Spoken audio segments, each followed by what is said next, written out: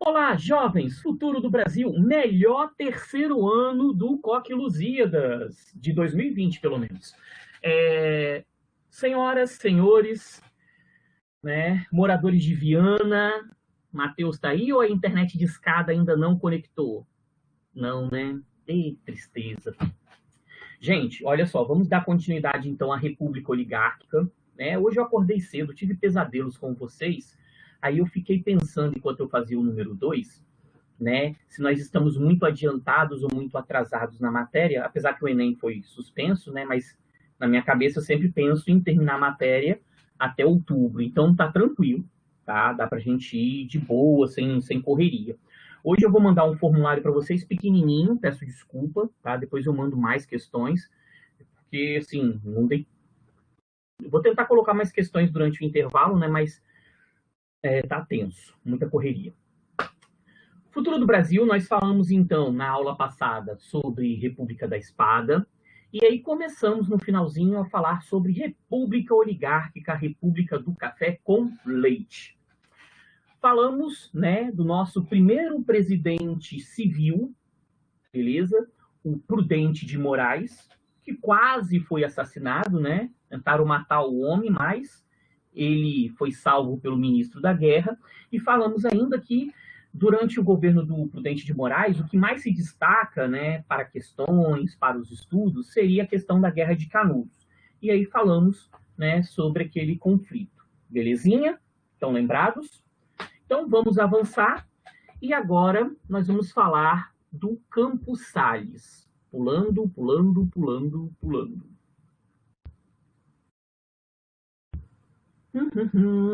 E vocês, como estão? Estão bem? Eu estou bem.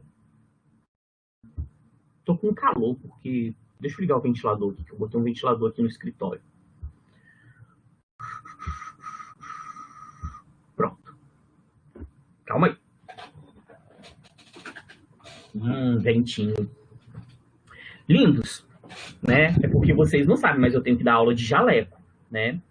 Então, assim, calor do caramba, eu sou gordo, né? Tô num processo fitness, já perdi quase 10 quilos, né? Mas tô gordo ainda, né?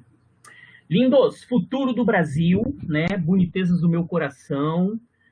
A galera passando aí no bate-papo, a Elisa, a Gabriela, a Fabrícia, a Ana, a Ana, a Ana de novo, beleza? O Campos Sales, senhoras e senhores. O Campos Sales, ele assumiu um governo, né, numa forte crise econômica. Nós temos que lembrar do encilhamento lá do Deodoro da Fonseca, né? Então, o Brasil passava por uma crise enorme, ninguém queria emprestar grana para a gente, era uma situação bem difícil.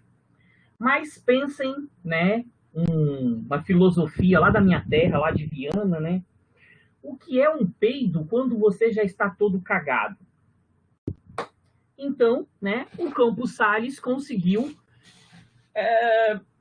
acentuar a nossa situação através do Fundloen, tá?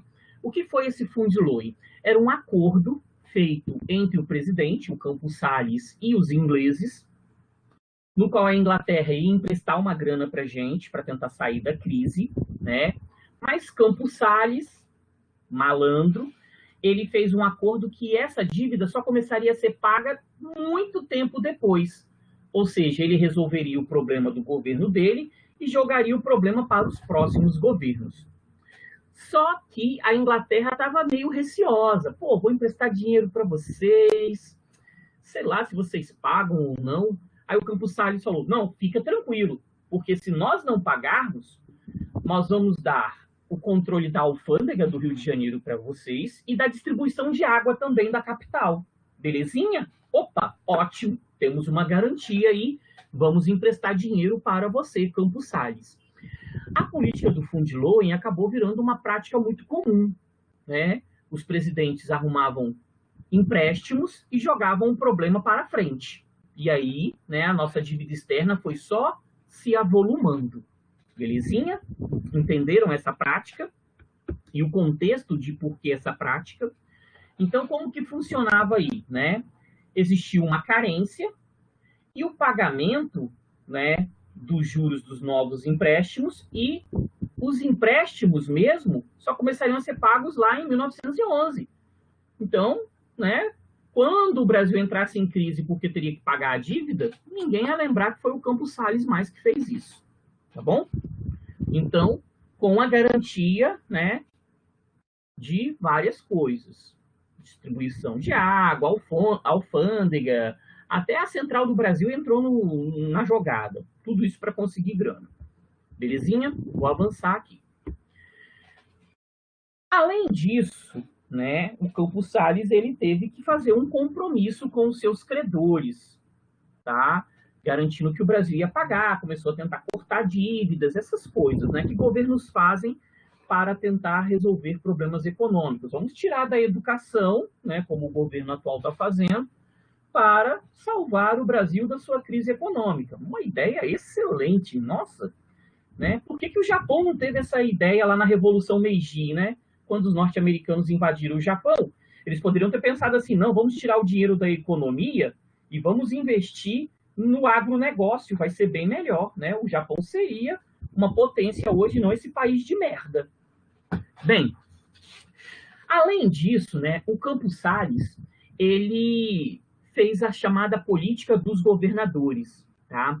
Inclusive, o Campos Salles, ele não curtia muito esse nome. Ele chamava de política dos estados. Mas era a política dos governadores, um toma lá da cá, para garantir que a oposição não chegaria ao poder. Beleza? Era um troca-troca. O presidente mandava grana para o governador em troca de votos. O governador mandava grana para o coronel em troca de votos. E aí, nesse toma lá da cá, né, as oligarquias e a política do café com leite foi concretizada, tá bom? Então, assim, eles evitavam a oposição, eles impediam que a oposição chegasse ao poder. Mas, titio, seu lindo, né? E se alguém tentasse algo contra a política dos governadores? Simples. O presidente parava de mandar dinheiro para aquele estado, o estado entraria em crise e aí esse governador perderia o seu espaço político. Então, né, era um acordo bem amarradinho. Titio, seu lindo 2.0, mas como que ele garantia que ele ia conseguir os votos? Lembram na Constituição? Como que era o voto? Aberto. Então, os coronéis sabiam em quem seus funcionários votariam, assim garantindo votos para o governador e para o presidente. Beleza? Então, o coronelismo era a base dessa política dos governadores, esse toma lá da cá. Ok? Dúvidas? Questionamentos? Alguém quer abrir o microfone e cantar uma música para o Brasil? Não. Ok. Lindos. Além disso, né, nada tão ruim que não possa piorar. Existia ainda uma comissão, né, de verificação dos poderes, que era para amarrar totalmente a política dos governadores. Tá? Como que funcionava isso? Se por um acaso uma pessoa que era da oposição vencesse, né, para deputado, para senador, rolava uma degola. Essa pessoa não poderia tomar posse. Essa comissão verificadora dos poderes encontrava alguma forma desse deputado, desse senador, não assumir. Assim, né, o governo, assim, a política do café com leite se concretizava cada vez mais. Esse domínio, esse monopólio aí político, né, de São Paulo. Monopólio político. Eu acho que eu usei o termo errado, mas depois eu vou verificar isso. Mas, né, esse domínio de São Paulo e Minas Gerais quanto à política brasileira. Ok? Bem, avançando mais um pouquinho, a política do café com leite, beleza? Bem, São Paulo, grande produtor de café, o estado mais rico. Minas Gerais, né, um grande produtor de leite, mas tinha a maior quantidade de eleitores, o maior curral eleitoral, fizeram um acordo de reciprocidade. Ora, o presidente seria de São Paulo, ora de Minas Gerais, ou um representante desses dois estados, ok? Com isso, né, esses dois estados conseguiram dominar a política até 1930, tá? Com uma exceção, o governo do Hermes da Fonseca, que nós falaremos em breve. Ok? Tranquilos? Dúvidas? Vocês estão tão quietinhos. Eu conheço vocês. Vocês não são quietinhos assim. Bem,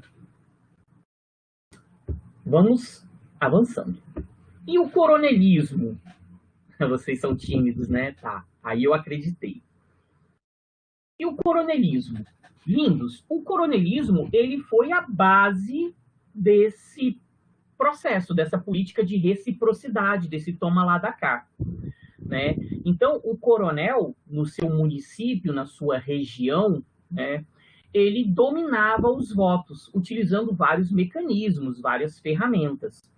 Então, vamos fazer uma definição de coronelismo. Vamos, olha, aproveitar, né? Esse livrinho aqui, ó, ele é muito legal. Opa, cadê o micro? Cadê? Tipo Faustão. Ô, louco, meu! Esse livro aqui, ele é muito legal, Coronelismo, Inchado e Voto, tá? Do Vitor Nunes Leal. Eu usei esse livro quando eu fiz minha monografia, há muito, muito tempo atrás. Vocês, eu acho que não eram nem nascidos. Bem, o coronelismo, ele foi um fenômeno político típico do Brasil, tá? Baseado numa política local, tá? Então, era um fenômeno localizado, restrito, pequenininho. Então, cada coronel mandava em uma pequena região, em um pequeno município, beleza? E aí ele utilizava um monte de ferramentas, um monte de mecanismos para garantir, né, os votos. E esses votos era a sua barganha com o governo. Existem vários documentos, várias cartas, né, de coronéis para governadores, dizendo assim, eu tenho tantos votos de porteira fechada, né? Dessa forma, garantindo, então, a reciprocidade. Quanto mais votos, mais benefícios, tá? Um dos instrumentos desse coronel era o voto de cabresto. Como o voto era aberto, ele mandava o seu funcionário, o seu agregado, votar numa determinada pessoa. Com um detalhe. Lembram que, né, existiam excludentes no processo de voto. Votavam os maiores de 21 anos, homens, mas os analfabetos, os padres e os soldados não votavam. E aí, como que você comprovava que não era analfabeto? Você tinha que assinar o seu nome. Se você assinasse o seu nome, você podia votar.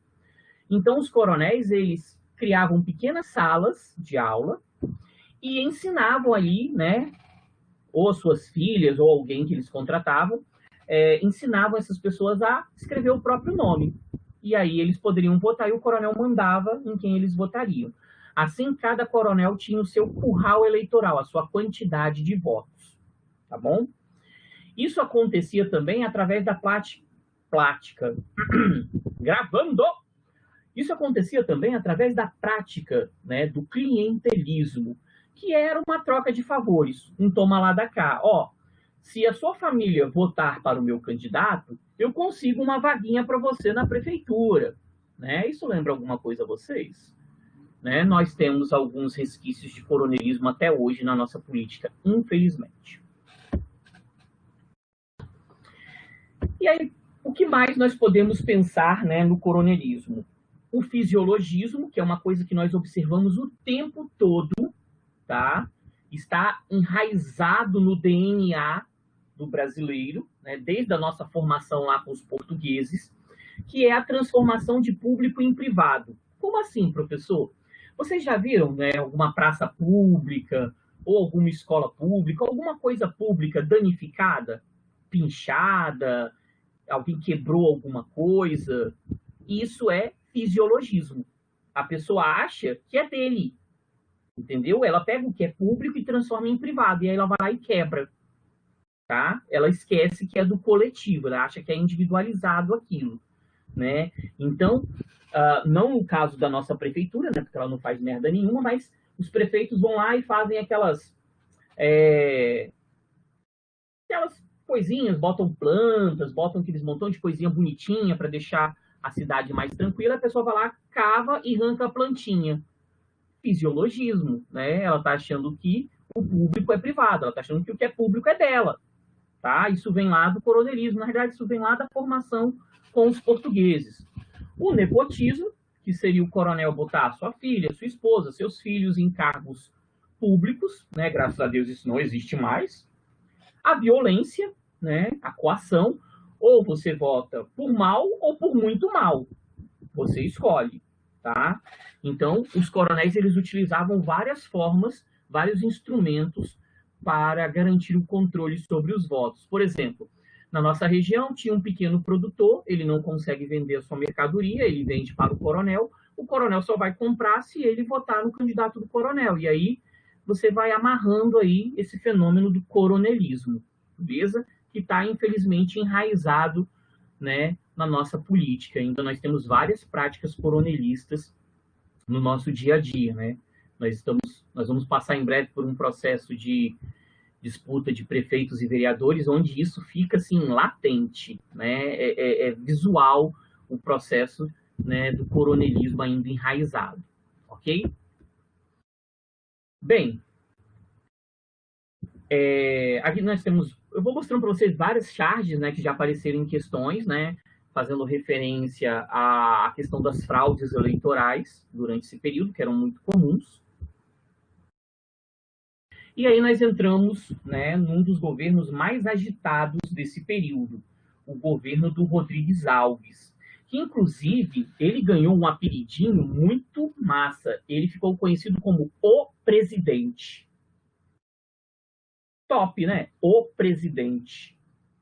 Beleza? Já pensou? Qual o seu apelido, professor? Bola de Fogo. E o seu? O Presidente. Caraca. Né?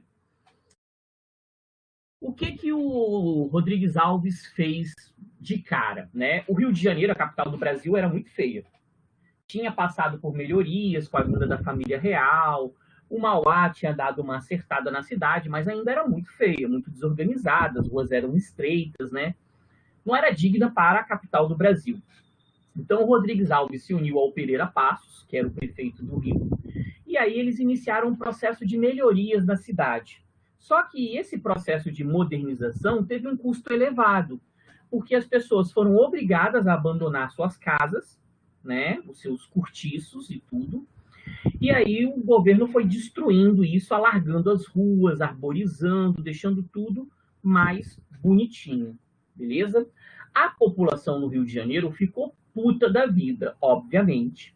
E esse processo acelerou a favelização no Rio de Janeiro, porque essas pessoas foram expulsas da cidade, mas elas precisavam ficar próximas dos seus empregos e aí foram morando nas encostas do Rio de Janeiro de uma forma bem desorganizada, tá?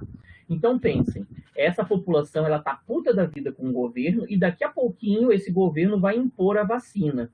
E aí nós vamos ter uma revolta no governo do Rodrigues Alves na cidade do Rio de Janeiro, ok? Bem, a modernização, né, custou aí, então, uma situação bem complicada, chamados bota abaixo, esses excluídos foram marginalizados, a favelização foi acentuada, ela começou lá na abolição e foi acentuada com as melhorias no Rio de Janeiro, tá bom? Aí nós temos algumas imagens, né, inclusive agradeço ao professor Rubens de matemática, porque ele liberou parte do acervo dele. Ele estava passando férias no Rio de Janeiro nesse período, ele tinha acabado de dar aula, né, e tudo, ele estava descansando no Rio de Janeiro, e aí ele tirou algumas fotos sobre esse processo de modernização. Obrigado, Rubens. Valeu, querido. Aí, né, mais um pouco sobre esse processo. Ok? E aí nós temos a revolta da vacina, tá? O Rio de Janeiro, então, passava por essas melhorias, por essa modernização, e sofria com um monte de epidemias, tá? Principalmente a varíola. Por quê? No Rio de Janeiro existiam vários alagadiços, muito sujo, tudo isso, né, favorecia, né, essas doenças. Então, né, o médico sanitarista, um cara foda, né, que tinha estudado lá na França, chamado Oswaldo Cruz, foi, né, acionado pelo governo. E o Oswaldo Cruz, né, acabou impondo a vacinação a essa população para evitar essas epidemias. A imposição da vacinação, somada com a questão da modernização da cidade do Rio de Janeiro, a falta de informações, rolaram muitas fake news naquele período. Graças a Deus, hoje nós temos muita informação e nós não passamos por isso. Mas naquele período as pessoas mandavam informações falsas, dizendo que o governo estava tentando matar as pessoas, que eles iam injetar a doença na realidade. Tinha um pouquinho de moralismo, né? Os homens no Rio de Janeiro não queriam permitir que suas mulheres desnudassem os seus braços para a vacinação. Mostrei na tatuagem, viram? Ah, feia pra caramba. Então, esse moralismo também influenciou, né? Com os homens não permitindo que os agentes de saúde tocassem suas esposas, né? Obviamente, que isso? Pô, aqui é Rio de Janeiro, não tem isso não, pô. Lindos. A revolta, ela inclusive utilizou, né, paus, pedras, os restos dos escombros da demolição do Rio de Janeiro, né, para atacar agentes do governo, prédios públicos, beleza? E aí a solução para acabar com a revolta da vacina foi torná-la facultativa. Vacina quem quer. E assim o governo conseguiu minimizar e reverter a revolta da vacina. Lembrem-se, a revolta foi provocada, teve como estopim, vamos dizer assim, a causa imediata foi a obrigatoriedade da vacinação, mas a população já estava puta da vida com o governo, tá? Ela estava esperando aquele pequeno motivo para iniciar uma revolta, para iniciar uma manifestação contra a administração do Rodrigues Alves e do Pereira Passos, ok? Bem, aí nós temos algumas imagens também, novamente agradecendo o professor Rubens de matemática, né?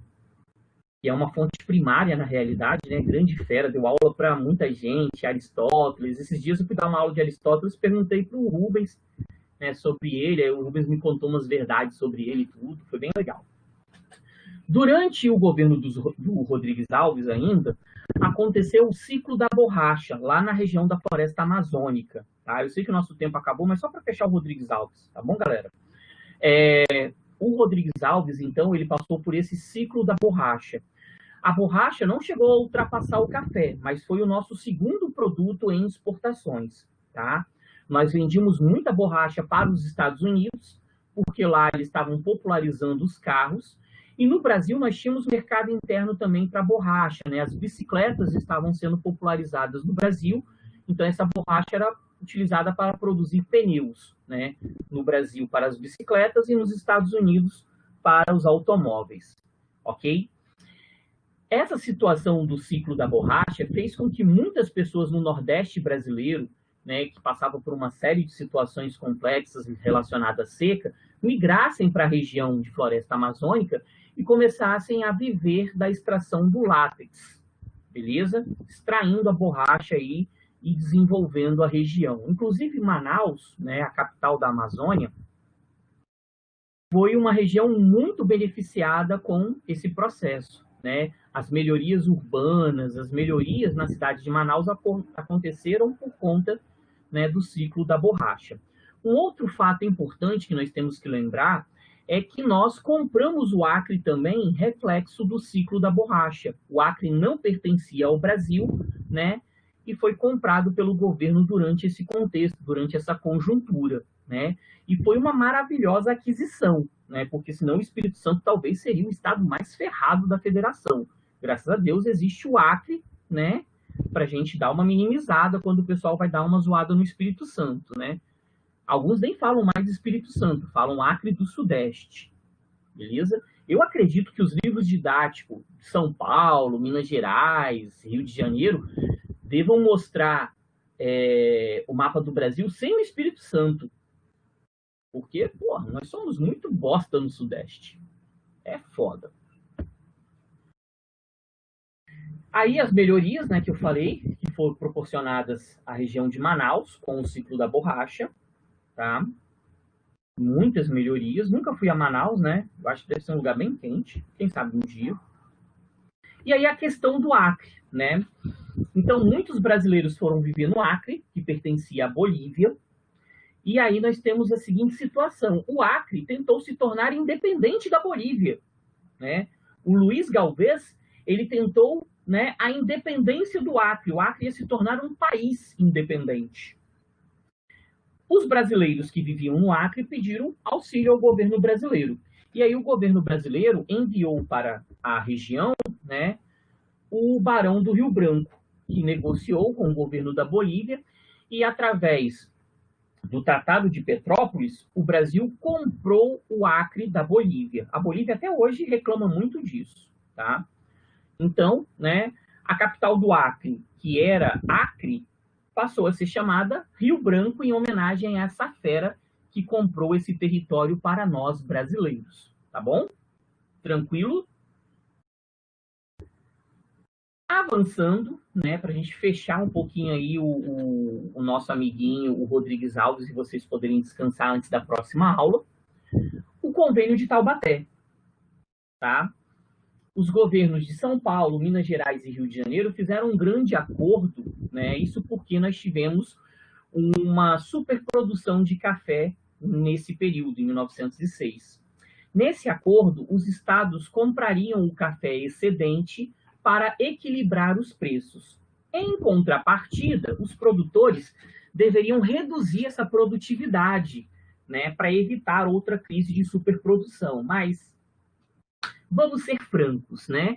A partir do momento que os estados que eram dominados por essas oligarquias passaram a comprar, o excedente do café, aí que eles continuaram a produzir, beleza? Porque eles tinham uma garantia de que se acontecesse algum problema, o governo iria solucionar. Então a conta era bem simples. Os lucros eram da elite cafeeira, das oligarquias. Os prejuízos eram socializados. Até hoje é assim, né? Nós, às vezes, passamos por situações de ter que pagar mais impostos para, né, evitar que a nossa elite passe por algum tipo de sufoco. E isso me deixa, assim, emocionado, porque nós precisamos mesmo de uma pessoa para salvar a elite, né? Pobre é indestrutível, mas a elite não.